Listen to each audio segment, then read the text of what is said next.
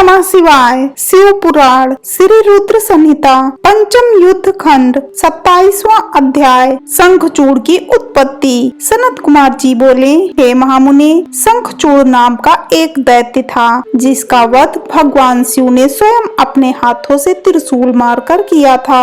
अब मैं आपको उस शंखचूड़ नामक दैत्य के विषय में बताता हूँ। हे मुने, आप यह जानते ही हैं कि विधाता के पुत्र मरीच हुए थे और उनके पुत्र महर्षि कश्यप हुए। मरीच के पुत्र कश्यप मुनि बहुत ही धार्मिक प्रवृत्ति के संत थे। वे बड़े ही धर्मात्मा थे और इस सृष्टि की रचना करने वाले ब्रह्मा जी की हर आज्ञा को शिरोधार्य मानकर उनका पालन किया करते थे।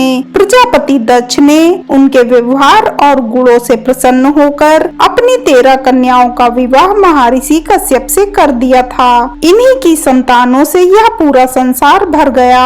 कश्यप मुनि की 13 पत्नियों में से एक पत्नी का नाम दनु था। दनु रूपवती, गुणवती होने के साथ साथ परम सौभाग्यवती थी। वह एक अत्यंत शांत साध्वी भी थी। उन्हीं दनु के अनेकों पुत्र हुए। उनका विप्रचित नाम का पुत्र बहुत ही बलशाली और पराक्रमी था। उसका भी दंभ नाम का एक पुत्र हुआ। दंभ भी अपने पिता की तरह धार्मिक विचारों को मानने वाला था।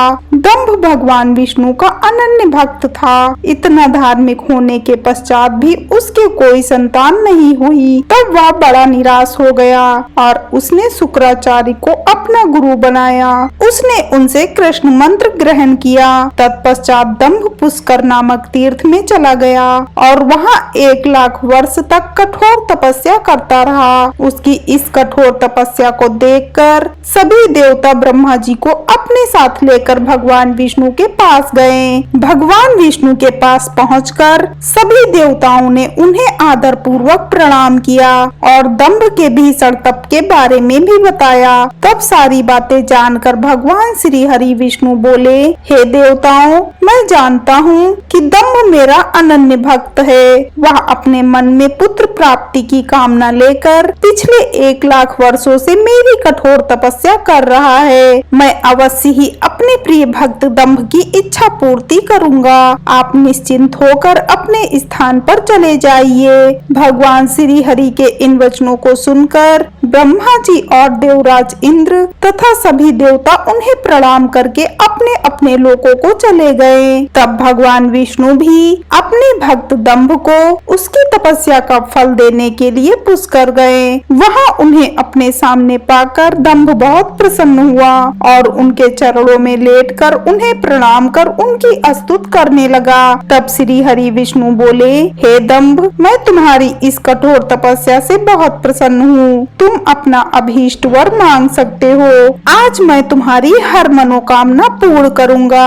भगवान विष्णु के ये वचन सुनकर दंभ हाथ जोड़कर बोला, हे देव, यदि आप मुझ पर प्रसन्न हैं, तो मुझे अपने जैसा वीर और पराक्रमी पुत्र प्रदान कीजिए। तब श्री हरि विष्णु तथास्तु कहकर वहाँ से अंतर्ध्यान हो गए। इसके बाद दंभ भी प्रसन्नता पूर्वक अपने घर लौट आया।